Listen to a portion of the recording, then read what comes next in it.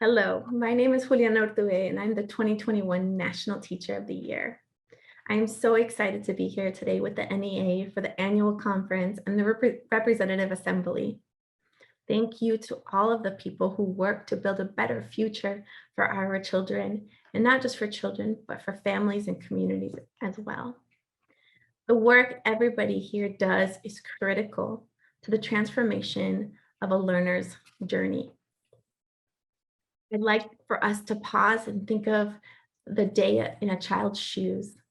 From the time they put on those shoes before coming to school to the time they take off those shoes once they get home from school. Think of all the adults that child interacts with directly and indirectly to make their education possible. Each one of these moving critical pieces of a child's education is so important because it takes a village to be able to make sure that a child is well taken care of, is loved, feels seen, and is encouraged to be their very best. I'd like to acknowledge the collective resilience within the educational community. It has been a very difficult year and a half. And through COVID, some of the things that I've learned are that family partnerships are indispensable to a thriving community. We need family partnerships within the educational spaces so that our children get to be themselves in school. If I, as a teacher, know who their family is, if they appreciate the time and the trust that I have built with their family, a child's most likely going to entrust their learning and their emotional safety with me. The resilience that we've built through partnering with families is only possible through our interdependence in schools. I think about all the adults that I collaborate with, all the adults that inspire me on my school campus. I think about Lysandra, our head custodian, and how she shared with me that during COVID, she felt sad because she knew that our school, because of her hard work, was always clean. And that for some of our students, this is the one time a day that they get to spend in a completely clean environment. I think about Miss Jackie, our cafeteria worker, who ensures that every child not only has a warm meal, but has their favorite milk to go with that warm meal. I think about Miss Kenya in the front office, who, if we're ever struggling to find and communicate with a child's family, she knows where they live in the neighborhood. She knows somebody and she knows that family in and out, and the families trust her. I think about my fellow teachers, administrators, all the critical people within education who help build a better future. It's all of these people that have made this year possible. I think about how brave our students have been during this last year. I remember in February when we physically opened our schools and welcomed back our students back on campus.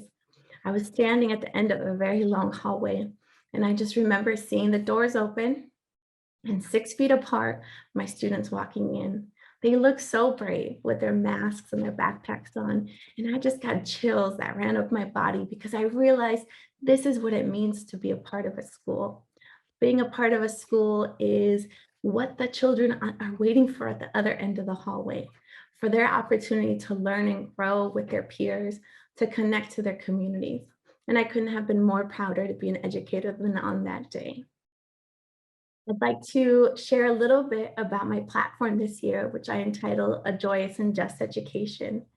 I believe a joyous and just education should be something that every child in our country experiences. A joyous and just education is a collective community embrace.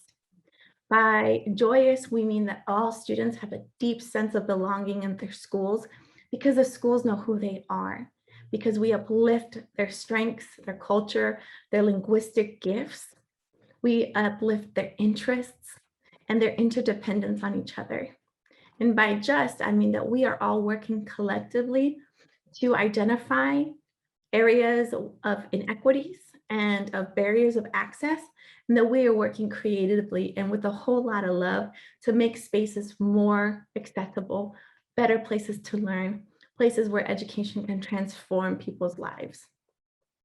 Again, I'm here with you for this journey of building a better and brighter future for us all.